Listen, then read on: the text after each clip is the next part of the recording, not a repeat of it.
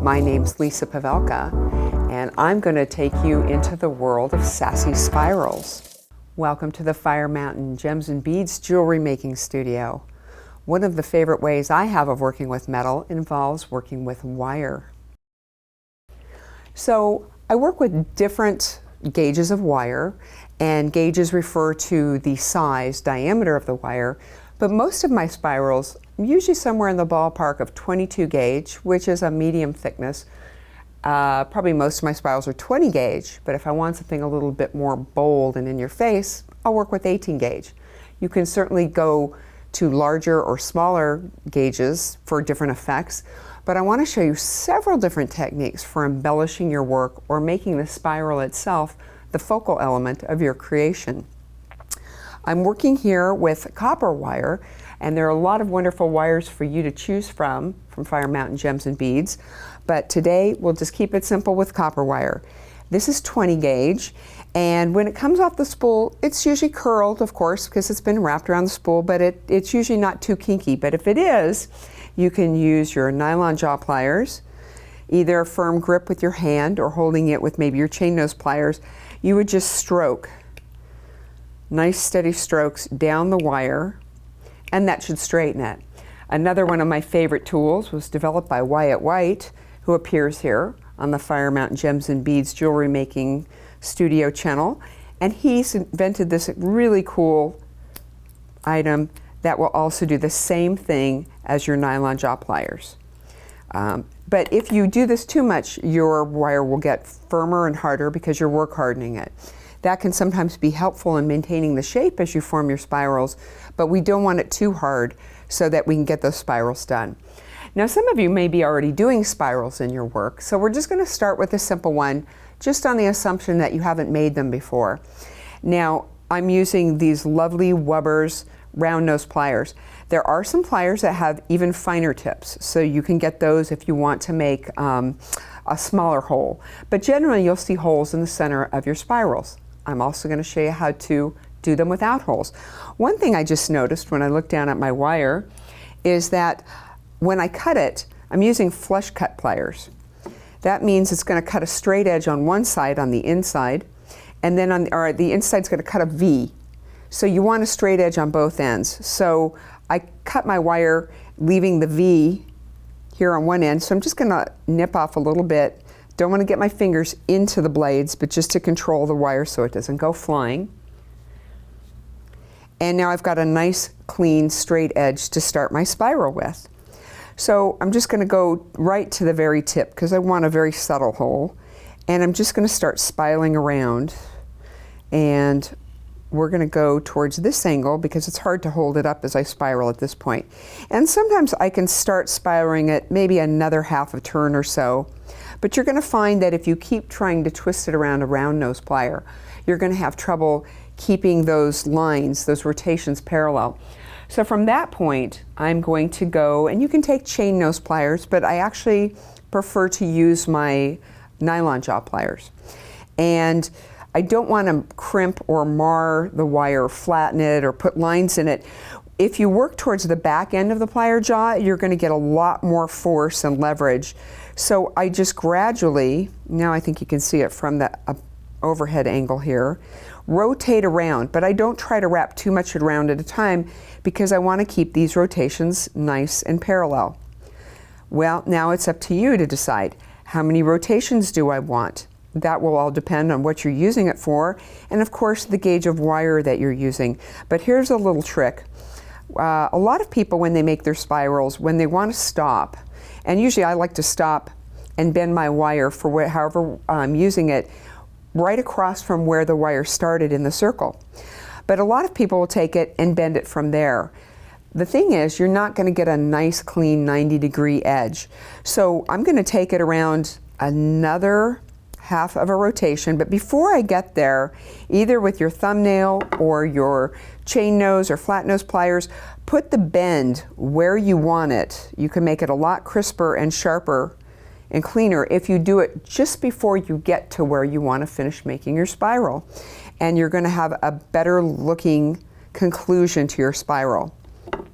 Now, I might take a piece like this and use it as a dangle under a bead, and use it the same way I would a head pin or a ball pin. There's so many ways you can use these, but I want to take a look at some that I have done here. And let's see, this one here is completely closed, and it's a larger gauge wire. So this being 20 gauge, the thinner spiral, versus 18 gauge.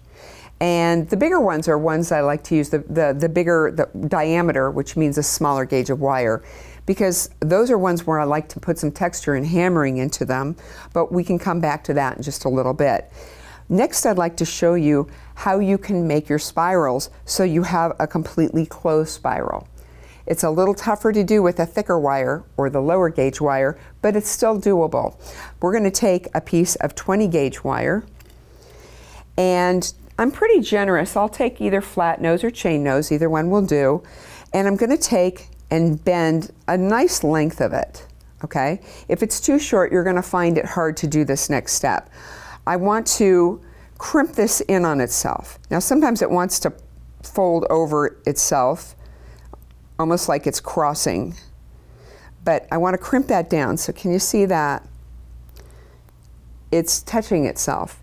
And very carefully, so I don't cut off that little horseshoe bend I just made, I'm coming in there with my flush cut pliers, and I want this outer edge to be where I want my cut edge to end up. That way I have a nice flat edge, and I cut, leaving just the tiniest little bit of a hook that you can.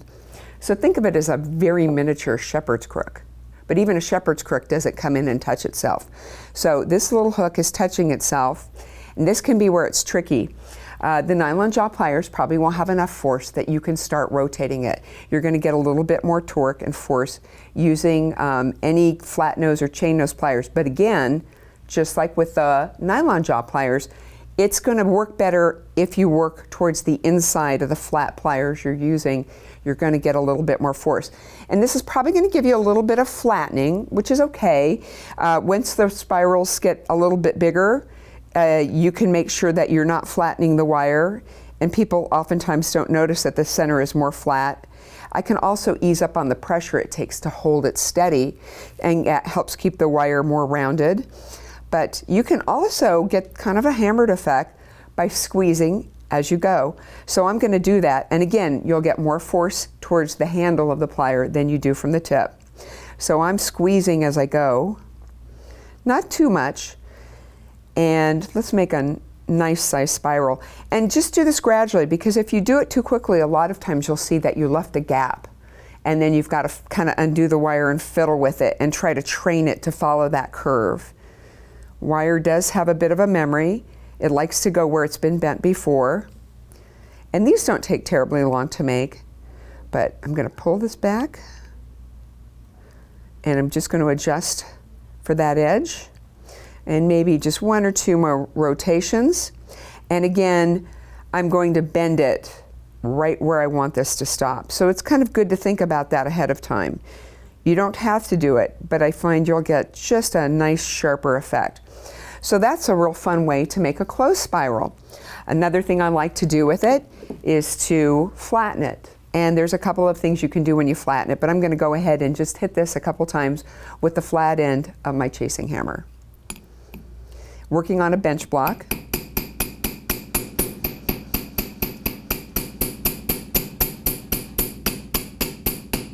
Okay, I'm really happy with that. A couple of things that can happen is you might move a little farther up the wire than you want. That can also affect getting a bead to fit down against the top of this. So we'll talk about that in a minute. But a couple of other things. Let's look at these bigger ones that have been hammered. So here we're looking at a larger gauge wire where I made a swirl, and I deliberately spaced as I went. I maintained space between them. So that's another option you have, because you have total control with your pliers. I just pull it out and adjust it holding the pliers. Perhaps we'll take a look at me doing that in just a minute. But here, obviously I've hammered one, and this one I used the edge of the chasing hammer to get this lovely dimpled hammered effect. So it doesn't just have to be a spiral. You can really jazz these up by giving different effects to them, or using a different texture hammer to get different lines and impressions in your pieces. And the bigger ones are really nice endings for focal elements that you might use for a keychain perhaps. So let's go back down here and let's take a look at these ones I made with some silver wire. They don't necessarily have to be round. Just by using pliers that already have a predetermined shape in them besides a circle. For instance, I have these Weber pliers here. Let's move this aside. And these Weber pliers, you can see, have an oval shape. So I can go ahead and start wrapping around either one of these mandrels. I probably start with the small one, and when I follow the curve that I make with that first initial circle or oval that I make, it's going to end up being an oval spiral. Same thing is true of a square and a triangle, but you can also do it without shape pliers. Here's a square one. So you have some options there. And but you can do it without that too. I usually use my chain nose pliers, and I might go ahead and bend a triangle into it. Just one turn there, a second turn there, and then a third turn just to start the shape. And you might have to do a bit of adjusting, so that looks almost like it's more ready to be a square. But the wire is generally very forgiving. And just the shape that you start with is going to determine what your spiral looks like at the end. So that's a pretty decent starting point for a triangular spiral. Now, again, we talked about making a rotation where we leave space in between. So let's go back to our round nose pliers. And instead of touching the first rotation against the wire, I'm going to actually just use the round nose. I don't need to switch pliers at this point, and start rotating it, but I'm a little too close to the center than I want to be. So just make an adjustment. And with a very little amount of practice, you will be making spirals that fit whatever design sensibilities you happen to like. Now I'm squeezing this hard and it's creating some very interesting lines in there, so I might go along as I do it and crimp it and just kind of get a uniform line in there. Again, once you get it started, you might go to your nylon jaw pliers and rotate it, and that's going to help prevent any markings or marrings or flattening of the wire. But this is a really fun thing to do when you have little leftover bits of wire at the end of your spool that you think you really can't do anything with because maybe they're only a few inches long. So that's what I do. I save my little remnants and set them aside, and I always have a nice supply of these on hand, and I always feel like I'm getting a lot more value for my investment in my creative supplies. So I hope that gets you excited about working with spirals in your work if you're not already doing it. And if you are already making spirals, I hope you've learned a few tips and tricks that will take your spiral accents to a whole new level.